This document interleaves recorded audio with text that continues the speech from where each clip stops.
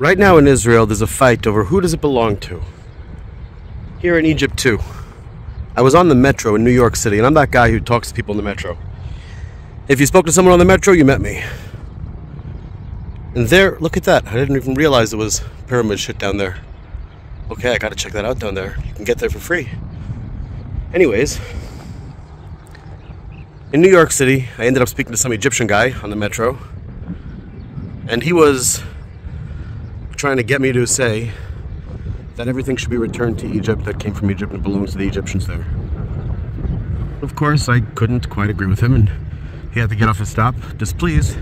I didn't get around to it. So what's the issue here with this ancient stuff being guarded by, well, people who will try to blackmail you into giving them some money one way or another? What's the deal with that? People who aren't taking care of it at all. You know, I saw in the news something about some Chinese kid who supposedly had inscribed his name and thereby ruined one of the ancient items here. The whole thing is ruined. I'd been to other sites and I was surprised. Like, really? He was the first guy to do it? No, of course he wasn't. I'm here now and I see scratches everywhere. It's just that he didn't pay off whoever he's supposed to pay off. That's all that happened. And yet he became the villain du jour, which is why I always defend the villain du jour. No matter, absolutely no matter what, because you know that it's just for the sake of a story, because 1 million is a statistic and 1 is a tragedy. So the answer really is, who does this belong to right here, the pyramids? Well, it belongs to everybody alive, doesn't it? None of that bullshit about borrowing it from our kids, none of that bullshit about owing it to our ancestors. If you're alive, if you've got fists, or if you've got someone with fists who cares about you, it belongs to you, as does all the pleasures of the world. It really is that simple. How do we do it without ending up in a communist hellhole? Isaiah chapter 58. And it's doable. Everybody knows that it feels good to make creatures happy. Whether it's their dog, whether it's a baby, whether it's an old person in a wheelchair. As long as you know the other person can't do anything to you, isn't trying to get anything out of you, can't get anything out of you. We all enjoy making people happy. It's just a very natural human trait for us all. In Jerusalem, there's a family. There's a man now. His name is Mordechai Machlis. One time it was his wife as well, Henny Machlis. Unfortunately, she passed away.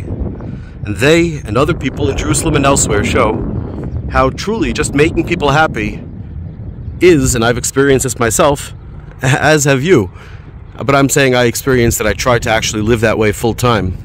And it didn't work out because if you're the only one doing it, well, you end up getting screwed over. But there's no reason why we can't all live under that culture. And the belief, the Messianic Jewish belief, as explained in Isaiah, Zechariah, and every place else, is that once humanity gets its shit together, we'll never go back. Why would we go back? Life will be so much better when we're all working for all. When we're all helping all, because it's a pleasure to do so. So who does this belong to? At the end of the day, those who can keep it best for everybody. Of course, that's who it belongs to. But you do have to say, what about the poor people here? What about the people here who can't read, who are trying to bakshish you out of some money?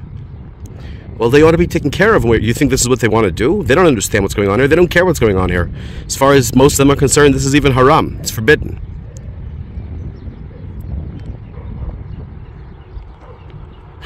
See, that golf course is part of the problem.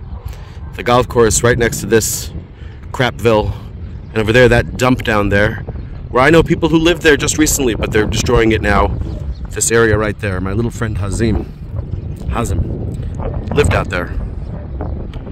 But, you know, the government wants to build it up for rich people. The world does not belong to the rich. That's why revolutions are important. That's why bloodletting is important. So that people know there's a limit. Anyways, unless I'm in charge, I have no real solution. Because, you know, and I'm not even the ideal person to be in charge. Someone like Gandhi is the ideal person. Someone like Mordechai Machlis is the ideal person to be in charge. They don't want to. Neither do I. But I'm a little bit less opposed to it than Mordechai Machlis. Gandhi isn't alive, I can't speak for him. But he did leave his post when he was in charge, and, well, after leaving his post, civil war broke out and all the rest, so